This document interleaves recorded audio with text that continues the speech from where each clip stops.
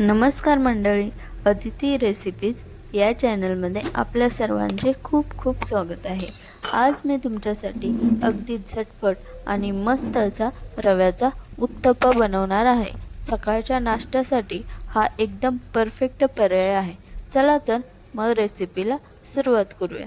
सगळ्यात आधी मी 1 वाटी रवा घेतलेला आहे। हा रवा मी चाळणीने छान चाळून घेतला, त्यामुळे उत्तप्पा खूप मऊ आणि छान होतो। त्यानंतर मी एक भांडं घेतलेलं आहे, त्यात बारीक चिरलेला कांदा, बारीक चिरलेली हिरवी मिरची, बारीक चिरलेला टोमॅटो आणि कोथिंबीर घेतलेली आहे। मी एवढंच घेतलं आहे। तुमच्या आवडीच्या भाज्या यामध्ये तुम्ही घालू शकता। गाजर, शिमला मिरची किंवा कॉर्न घातलं तरी छान लागतं। त्यानंतर आपण चाळणीने चाळून घेतलेला रवा यामध्ये मिक्स करूया। सकाळच्या घाईत पटकन होणारा आणि पोटभर खाल्ला जाणारा नाश्ता म्हणजे हा रव्याचा उत्तप्पा। मला अशा झटपट रेसिपीज खूप आवडतात। वेळही वाचतो आणि चवही छान लागते। रवा घालून घेतल्यानंतर आपण हे सगळं मिक्स करून घेऊया, चांगलं मिक्स करूया।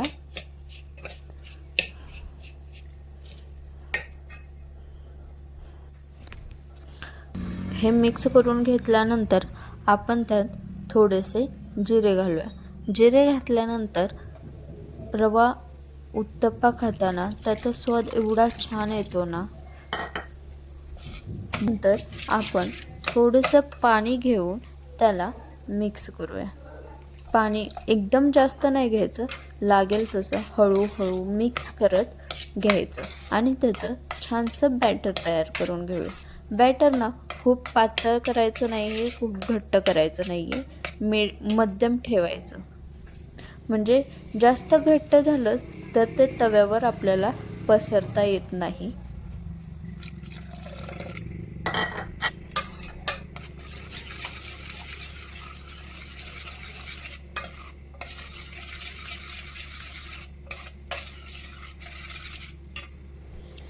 आपण आता हे मिश्रण चांगलं असं मिक्स करून घेतलेलं आहे। त्यामध्ये आता आपण चवीनुसार मीठ टाकून घेऊया। तुमचं जेवढं बॅटर असेल त्याच्या ह्याच्यानुसार तुम्ही त्यात मीठ टाकू शकता।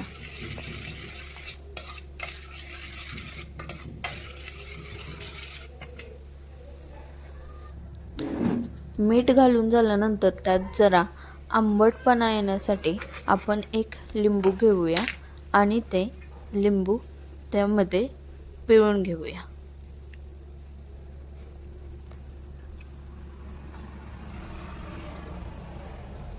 म्हणजे तुम्हाला हवं तसं जास्त आंबट असं हवं असेल तर तुम्ही 1 लिंबू पिळू शकता, कमी हवं असेल तर तुम्ही अर्ध लिंबू पिळू शकता।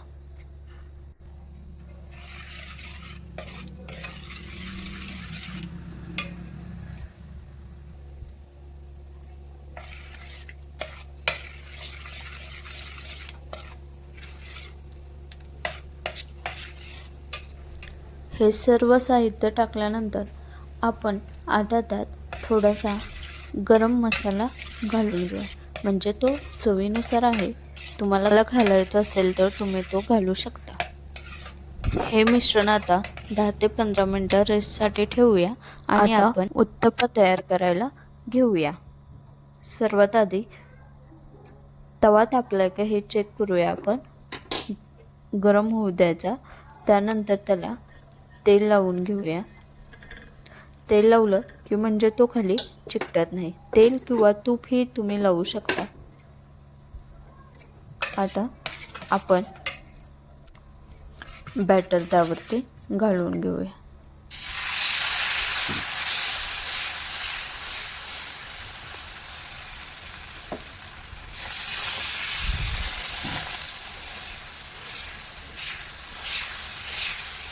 हे तुम्ही हातानेही पसरवू शकता, मी याला चमच्याने पसरलेला आहे।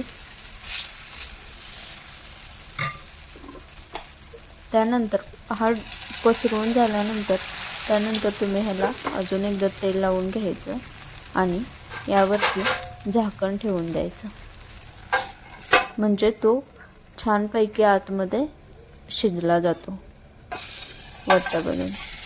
नंतर काढून तो आपण साईडने त्याच्या कडा सोडवून घेऊया, म्हणजे तो डायरेक्ट उलटायला गेलं की तो कसा चिकटतो खाली आणि तुटला जातो. पहिल्यांदा कडा सोडवला की तो मस्तपैकी निघतो. हे बघा छानपैकी निघालेला आहे. आपण आता दुसऱ्या साईडने भाजून घेऊया.